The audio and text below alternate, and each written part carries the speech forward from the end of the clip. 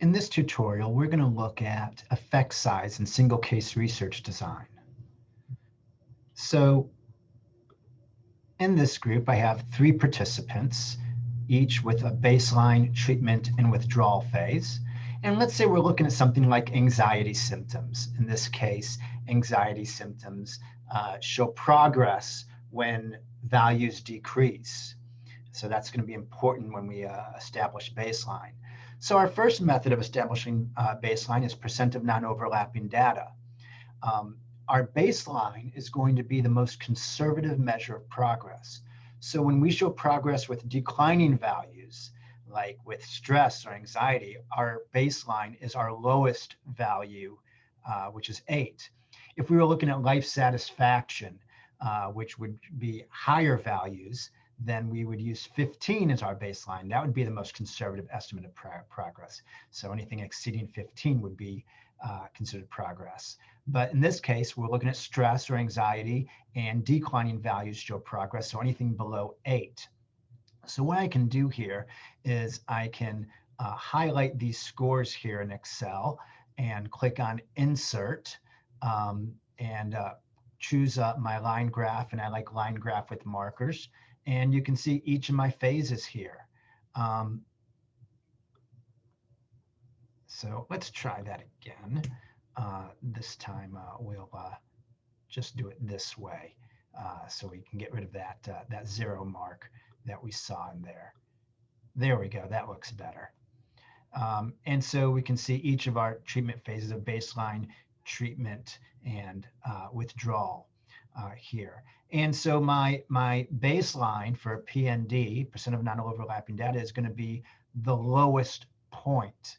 And so I can click on Insert and pick a shape. I'll pick a line here, and I'll draw a line that goes through here.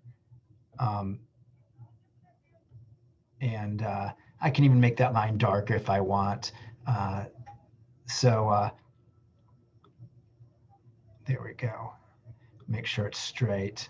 So that's where I want it. And so I have my percent of non-overlapping data, and no point goes below it. And so in this case, my P&D value is 0. So not very good. So there's nobody who showed progress. Let's look at PEM. And PEM, which stands for percent of data exceeding the median, I use the middle value. And so I have to take these values and put them in order, 8, 13, 15. And so 13 represents the median. And so once again, I can go to Insert, Shape, and click here, and I'm going to choose 13 as my median point. That should be about right here.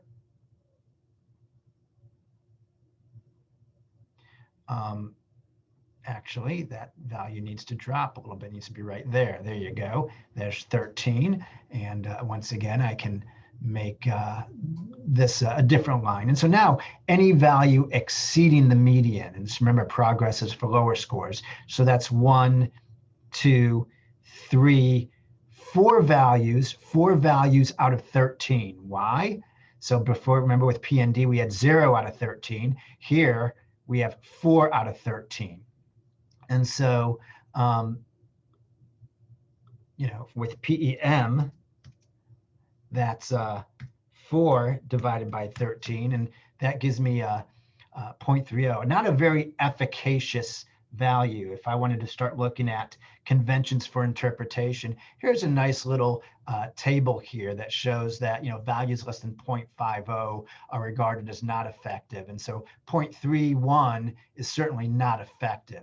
And then between values of 0.5 and 0.69 are debatably effective. 0.70 to 0.89 represent moderate effectiveness, and 0.90 or greater are very effective treatments. So a third type of effect size is called non-overlap of all pairs. And so when we do this, we compare each baseline measure right here to its treatment or follow-up measure. Any value that exceeds the baseline, so I compare 13 to 14, 13 to 10, 13 to 16, gets a 1. So if it's a value below, if the value is below the baseline, it gets a 1. If the value is above the baseline, it gets a 0. And if it's tied with the baseline, I just put T for tied.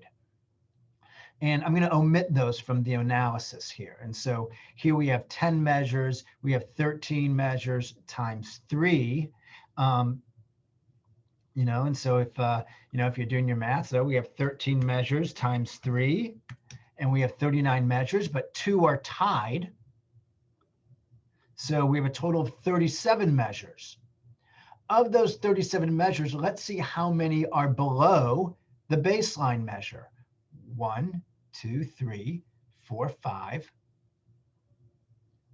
6, 7, 8, 9, 10, 11, 12. So for my NAP,